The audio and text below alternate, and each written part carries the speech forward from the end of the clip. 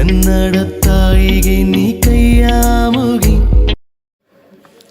Hello friends, ಎಲ್ರಿಗೂ ನಮಸ್ಕಾರ. ಮತ್ತೊಂದು ಹೊಸ ದೆವ್ವದ ಕಥೆಯೊಂದಿಗೆ ಎಲ್ಲರಿಗೂ ಸ್ವಾಗತ. ಸೊ ಎಲ್ಲರೂ ಚೆನ್ನಾಗಿದ್ದೀರಾ ಅಂತ ಅಂದ್ಕೊಂಡಿದ್ದೀನಿ. Hope all of your fine and good.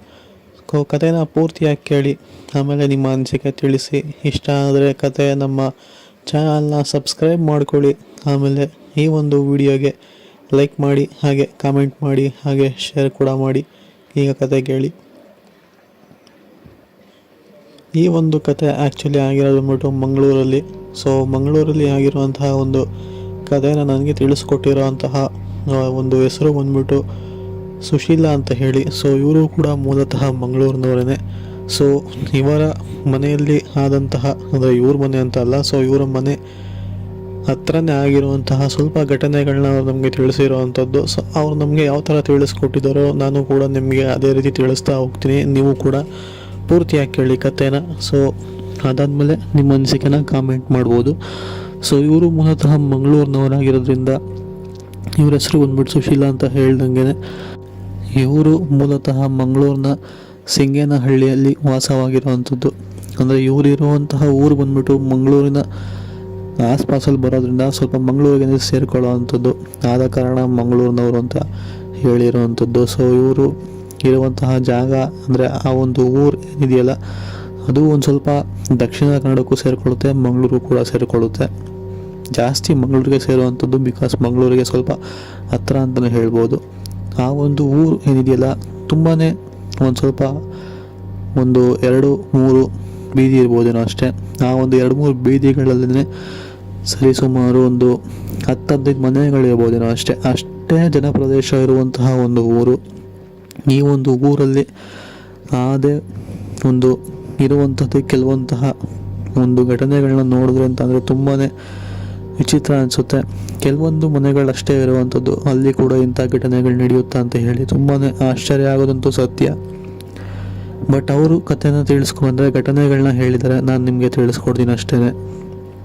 ಇವ್ರು ಮೂಲತಃ ಇರೋಂಥದ್ದು ಬಂದ್ಬಿಟ್ಟೆ ಮೊದಲನೇ ಬೀದಿಯಲ್ಲಿ, 2ನೇ ಬೀದಿಯಲ್ಲಿ ಸ್ವಲ್ಪ ಜನ ಇದ್ದಾರೆ. ಬಟ್ 3ನೇ ಬೀದಿಯಲ್ಲಿ ಇರುವಂಥ ಮನೆಗಳು ಬಂದ್ಬಿಟ್ಟು ಬರೀ 4 ಮನೆ ಇರುವಂಥದ್ದು. ಸೊ ಆ 4 ಮನೆಗಳಲ್ಲಿ ವಾಸವಾಗಿರೋರು ಬಂದ್ಬಿಟ್ಟು 2 ಮನೆಯವ್ರು ಮಾತ್ರ. ಮತ್ತೆರಡು ಮನೆ, ಒಂದು ಮನೆ ಖಾಲಿ ಬಿದ್ದಿದೆ, ಮತ್ತೊಂದು ಮನೆ ಪಾಳು ಬಿದ್ದಿರೋಂತಹ ಒಂದು ಮನೆ. ಹೌದು, ಒಂದು ಮನೆ ಖಾಲಿ ಇದೆ, ಒಂದು ಮನೆ ಪಾಳು ಬಿದ್ದಿದೆ, ಇನ್ನು 2 ಮನೆಯಲ್ಲಿ ಕೂಡ ವಾಸವಾಗಿರುವಂಥದ್ದು. ಅಂದರೆ ಇವ್ರಿಗೆ ಬೆಳಕಿರುವಂತಹ ಸಮಯದಲ್ಲಿ ಅಲ್ಲಿ ಏನೂ ಕೂಡ ಭಯ ಅನಿಸೋದಿಲ್ಲ. ಯಾಕೆ ಅಂತ ಅಂದರೆ ಬೆಳಕಿರುತ್ತಲ್ಲ, ಆದ ಕಾರಣ ಆ ಒಂದು ಪಾಳು ಬಿದ್ದಿರೋ ಮನೆ ಆಗಲಿ ಅಥವಾ ಖಾಲಿ ಬಿದ್ದಿರೋ ಮನೆ ಆಗಲಿ ಏನೂ ಕೂಡ ಅನಿಸೋದಿಲ್ಲ. ಸೊ ರಾತ್ರಿ ಆಗ್ತಿದ್ದಂಗೆ ಆ ಒಂದು ಪಾಳು ಬಿದ್ದಿರೋ ಮನೆಯಿಂದ ತುಂಬಾ ಶಬ್ದಗಳು ಅವರಿಗೆ ಕೇಳಿ ಬರುವಂಥದ್ದು. ಅಂದರೆ ಬರೀ ಕೊನೆ ಬೀದಿಯವ್ರಿಗಂತ ಅಲ್ಲ, 2ನೇ ಬೀದಿಯವ್ರಿಗೂ ಕೂಡ ಆ ಒಂದು ಶಬ್ದಗಳು ಕೇಳಿಸ್ಬರುತ್ತೆ.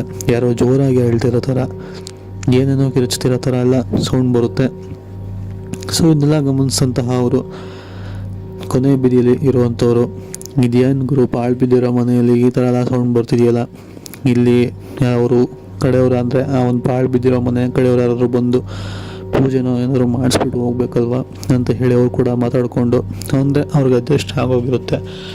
ಬಟ್ ಆ ಒಂದು ಮನೆಯಲ್ಲಿ ಏನು ಶಬ್ದಗಳು ಬರ್ತಿತ್ತಲ್ಲ, ಸೊ ಅದರಿಂದ ಇವ್ರಿಗೆ ಯಾವುದೇ ಥರ ತೊಂದರೆ ಆಗಿರಲಿಕ್ಕಿಲ್ಲ. ಅಂದರೆ ಇದುವರೆಗೂ ಯಾವುದೇ ತರಹದ ತೊಂದರೆ ಅಂತೂ ಕೊಟ್ಟಿಲ್ಲ. ಸೊ ಆದ್ದರಿಂದ ಎಲ್ಲ ಕೂಡ ಹೊಂದ್ಕೊಂಡು ಅದೇ ಊರಿನಲ್ಲಿ ವಾಸವಾಗಿರೋವಂಥದ್ದು. ಸೊ ಇವರು ಹೀಗೆ ಒಂದಿನ ಎಲ್ಲರೂ ಕೂಡ ಒಟ್ಟಿಗೆ, ಅಂದರೆ ಮೊದಲನೇ ಬೀದಿ, 2ನೇ ಬೀದಿ, 3ನೇ ಬೀದಿ ಎಲ್ಲರೂ ಒಟ್ಟಿಗೆ ಕೂಡಿ ಆ ಒಂದು ಪಾಳು ಬಿದ್ದಿರೋ ಮನೆಯಲ್ಲಿ ಏನಿದೆ ಅಂತ ಹೇಳಿ ತುಂಬಾ ಯೋಚನೆ ಮಾಡ್ತಾ, ಆಲ್ಮೋಸ್ಟ್ ಎಲ್ರಿಗೂ ಕೂಡ ಗೊತ್ತಿರೋ ಅಂಥದ್ದು ಅಲ್ಲಿ ಸರಿ ಇಲ್ಲ, ತುಂಬ ಕೆಟ್ಟ ಶಕ್ತಿಗಳಿರುವಂಥದ್ದು. ಸೊ ಅಲ್ಲಿ ಹೋಗೋದು ಕೂಡ ಅಷ್ಟೊಂದು ಸೂಕ್ತ ಅಲ್ಲ ಅಂತ ಹೇಳಿ ಆ ಒಂದು ಮನೆ ಮತ್ತು ಅಲ್ಲಿ ಪಕ್ಕದ ಖಾಲಿ ಇರುವಂತಹ ಮನೆ ಇದೆಯಲ್ಲ, ಸೊ 2 ಮನೆಯಲ್ಲೂ ಆ ಕಡೆಯಿಂದ ಈ ಕಡೆ, ಈ ಕಡೆಯಿಂದ ಆ ಕಡೆ ಸಂಚಾಲನ ಆಗ್ತಾನೆ ಇರುತ್ತೆ. ಸೊ ಈ 2 ಮನೆಗೂ ಕೂಡ ನಾವು ಏನಾದರೂ ಒಂದು ಮಾಡಲೇಬೇಕು ಅಂತ ಹೇಳಿ ಹೀಗೆ ಇರುವಂತಹ ಒಂದು ಸ್ವಾಮಿಗಳನ್ನ ಕರ್ಕೊಂಬಂದು ಆ 2 ಮನೆಗಳಿಗೂ ಕೂಡ ದಿಗ್ಬಂಧನ ಹಾಕ್ಸೋವಂಥದ್ದು.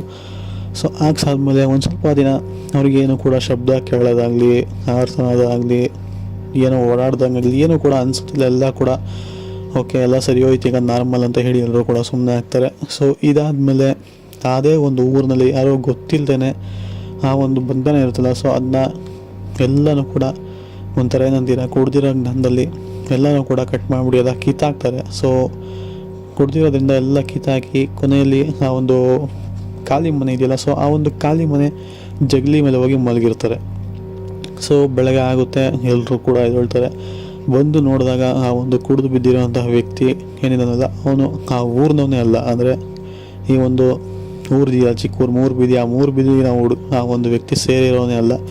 ಇವನು ಎಲ್ಲಿಂದ ಬಂದು ಈ ಥರ ಎಲ್ಲ ಮಾಡಿದಾನಲ್ಲ, ನಾವು ಹೇಗೋ ಮಾಡಲ್ಲ ಅವ್ನು ಸರಿ ಮಾಡಿಸಿದ್ವಿ, ಇವ್ನು ನೋಡಿದ್ರೆ ಬಂದು ಮತ್ತೆ ಎಲ್ಲ ಕಿತ್ತಾಕಿದಾನಲ್ಲ ಅಂತ ಹೇಳಿ ಅವನಿಗೆ ಊರವರೆಲ್ಲ ಸೇರಿಕೊಂಡು ಬೈತಾರೆ, ಹೊಡಿತಾರೆ. ಆಮೇಲೆ ಅವನ್ನ ಊರಿಂದ ಆಚೆ ಕಡೆ ತಳ್ತಾರೆ. ಇದಾದ್ಮೇಲೆ ಬಿಡು ಏನೋ ಬರ್ತಿಲ್ವಲ್ಲ ಅವ್ನು ಯಾಕಾದರೂ ಈ ಥರ ಮಾಡೋದಂತ ಹೇಳಿ ಸುಮ್ಮನೆ ಆಗ್ತಾರೆ.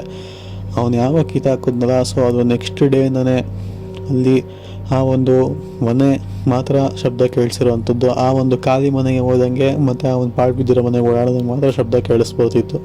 ಆದರೆ ಈಗ ಆ ಒಂದು ಶಬ್ದ ಇದೆಯಲ್ಲ, ಯಾರೋ ಜೋರಾಗಿ ಎಳ್ಕೊಂಡು ಆ ಊರನ್ನ ಬೀದಿಲೆಲ್ಲ ತಿರುಗಾಡೋ ಥರ ಶಬ್ದ ಬರುವಂಥದ್ದು. ಇದ್ದಕ್ಕಿದ್ದಂಗೆ ನಾಯಿಗಳೆಲ್ಲ ಜೋರಾಗಿ ಅಳೋದಕ್ಕೆಲ್ಲ ಶುರು ಮಾಡುವಂಥದ್ದು. ಸೊ ಈ ಥರ ಎಲ್ಲ ಘಟನೆಗಳು ಅವ್ರಿಗೆ ಆಗ್ತಿರುತ್ತೆ.